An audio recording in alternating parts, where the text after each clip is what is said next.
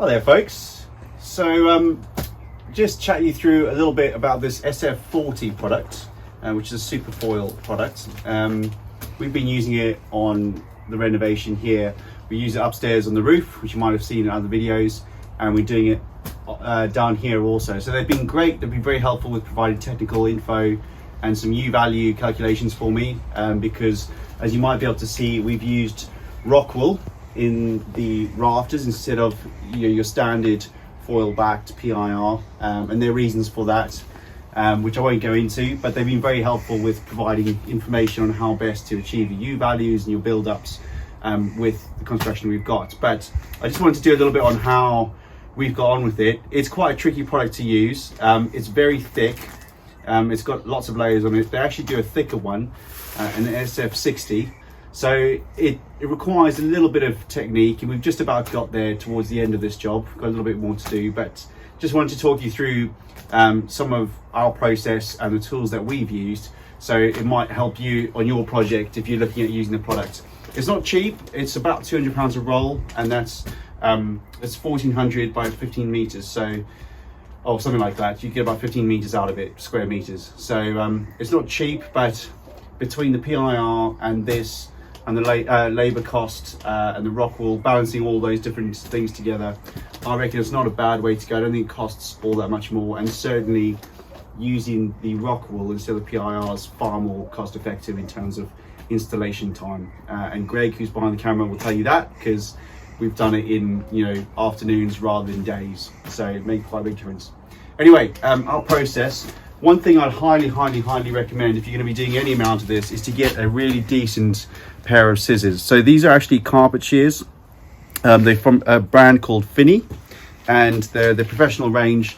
They are absolutely brilliant, and they make such a big difference to actually cutting this.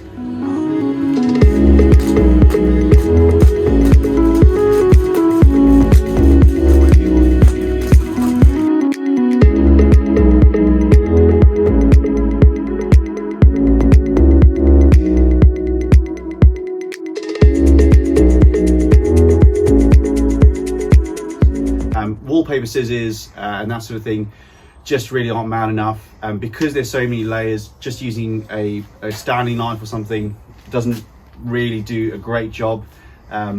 These just make life so much easier and make cutting it to like a correct dimension really easy. So those are for cutting. Then what we've done is when we've trimmed up edges, let me get a scrap here. As you can see, this is what happens. These are all the multiple layers internally. So what we've started doing down at the bottom here is actually we've applied foil tape over the edges to seal them up, just to contain them and keep it all sort of together as one package, and that's helped us a lot. So on the short edges where we've cut all the lengths, we've then used foil tape like this, and that's made a big difference to just handling and nice clean edges around the sides.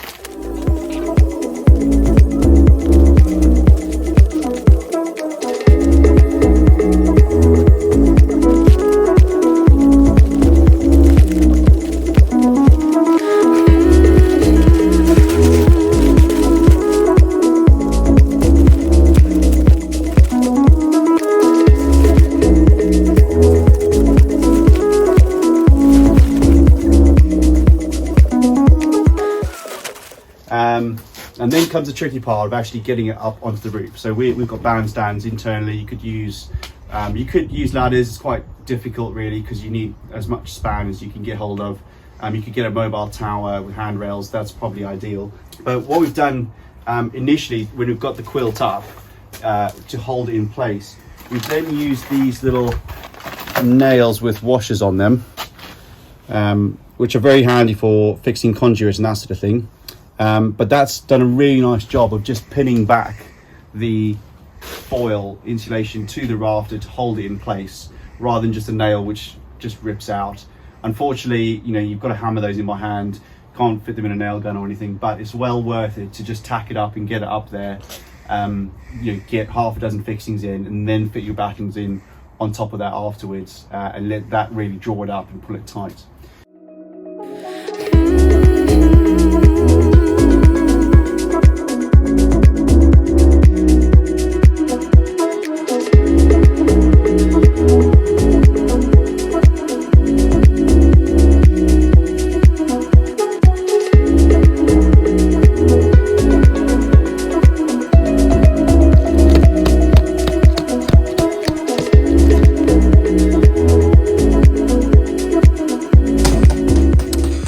Okay, so you can see here, this is the overlap. So that's the one we'd fitted already, the sheet that we'd fitted already, and this is the one we're doing at the moment.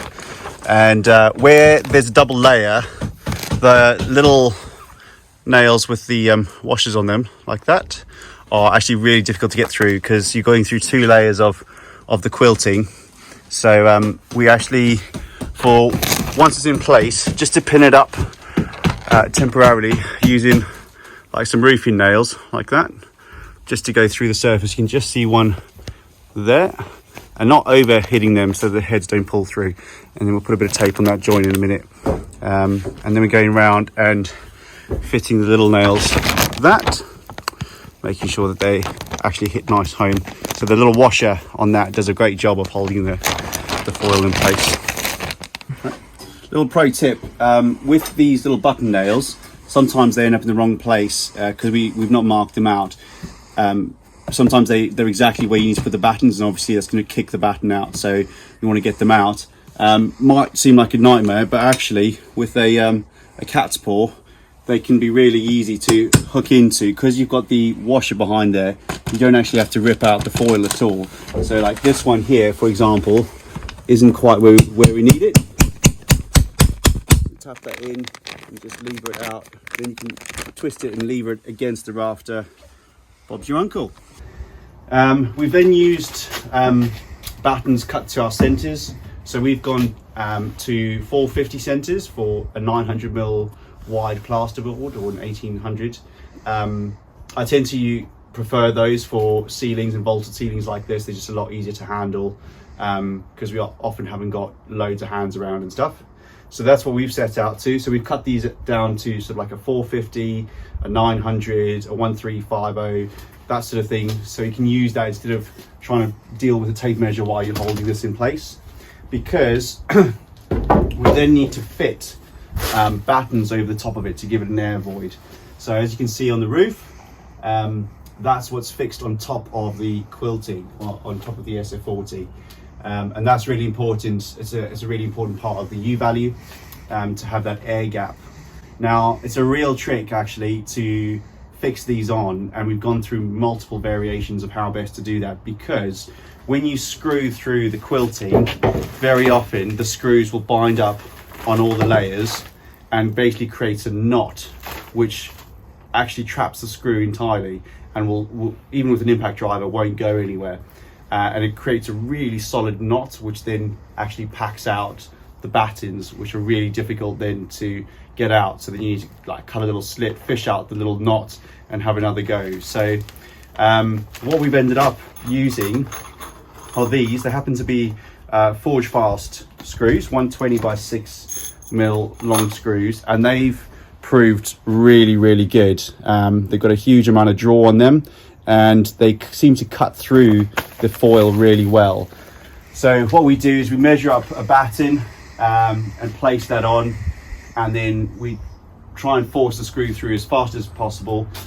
We started off piloting holes, but actually we found we didn't need them with these screws, so they seem to cut really well through the timber, and then that seems to draw up and pinch the quilting really nicely.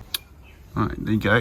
Whoa, bright light. Right, a bit of foil and tape there over the 2 joins, and now we'll measure up some battens, 45 by 45, and we'll whack those on, just making sure that we join on a rafter so we can share it, because they're 3 meters long and our roof's longer than that.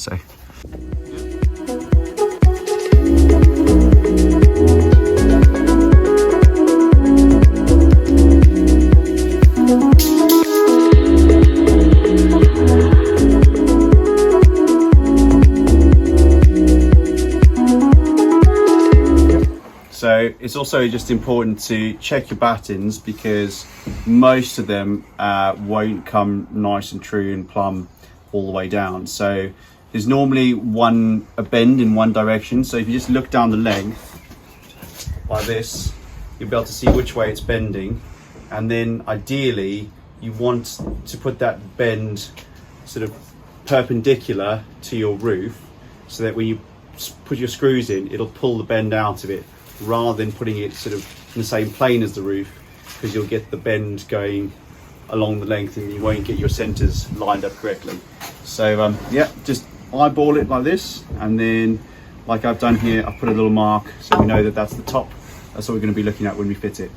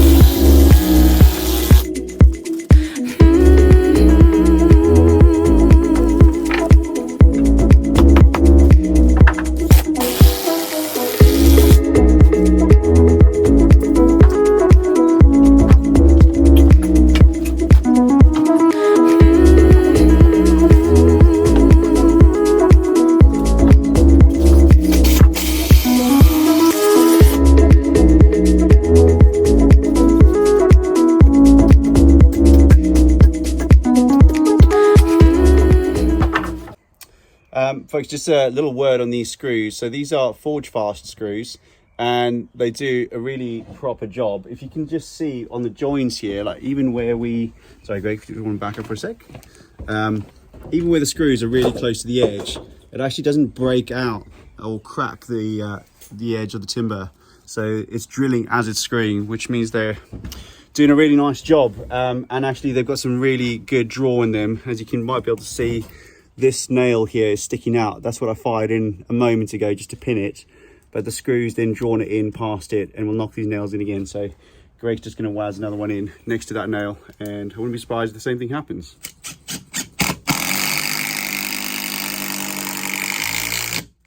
Yeah, there you go. Now we have got quite a lot of inconsistency across the range, and there's a chance that I might actually end up counterbattening this again to get it right. Otherwise we're going to have a slightly wibbly wobbly ceiling, because they tend to draw in different amounts depending on how the screws go, how much quilting's behind there, and in places where we've overlapped them, which is what you need to do between each section. We've not put battens on the overlap, but if we put it just next to it, it's kicked it out and that sort of thing. So we've got a bit of work to do to actually get the ceiling flat. But one of the main things is just about getting it up there for now, and then I think because we've got a lot of space up here, we might go ahead and counter batten again using something like a roofing batten.